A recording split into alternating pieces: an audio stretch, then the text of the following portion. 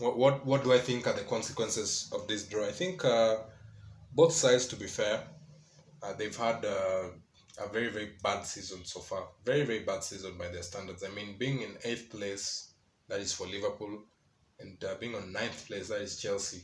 Both sides with only well, let me just look into these points that both these sides have. So both sides on 29 points.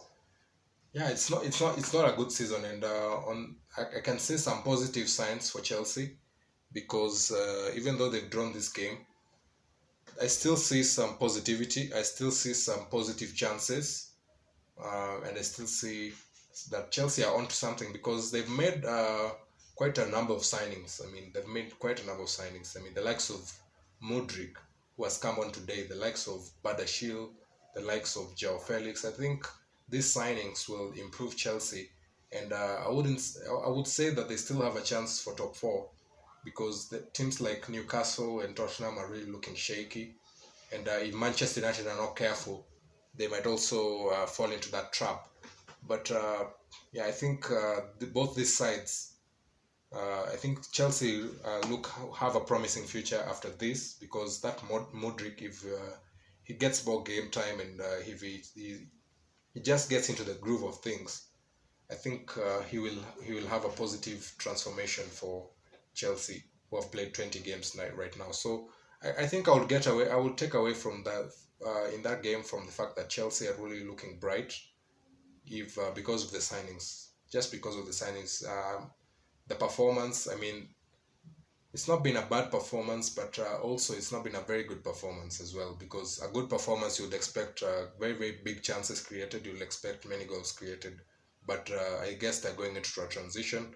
But Chelsea have positive signs. Chelsea definitely have positive signs, especially that Mudrik. I think Chelsea have gotten something there.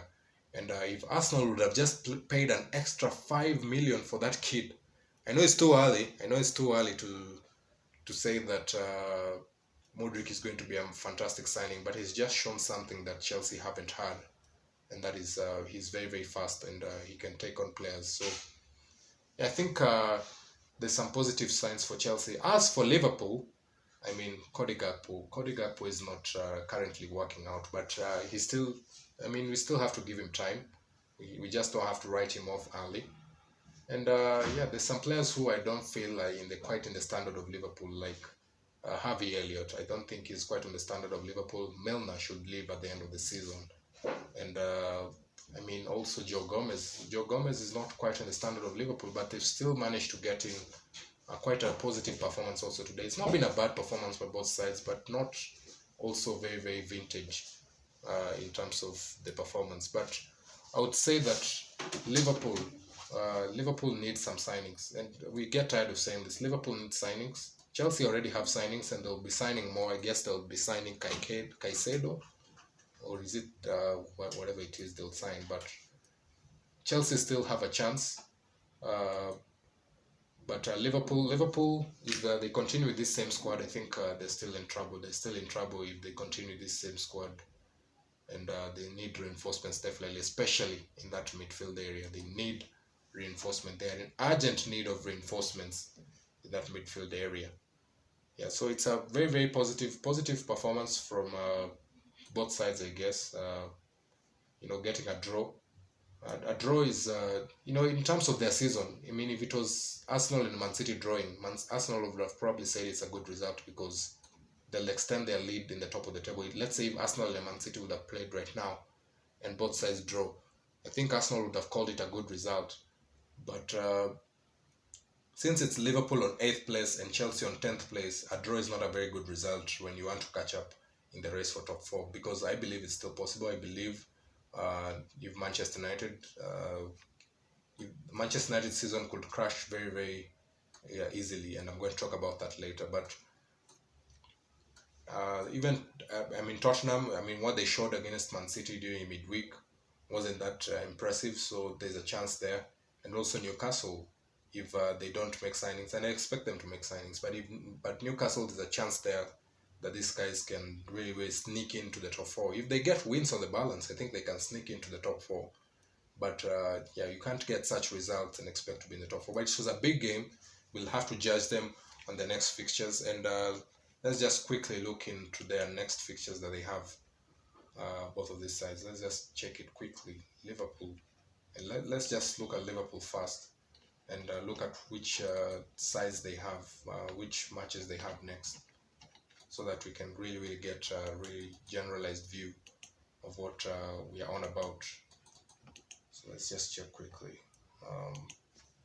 Liverpool.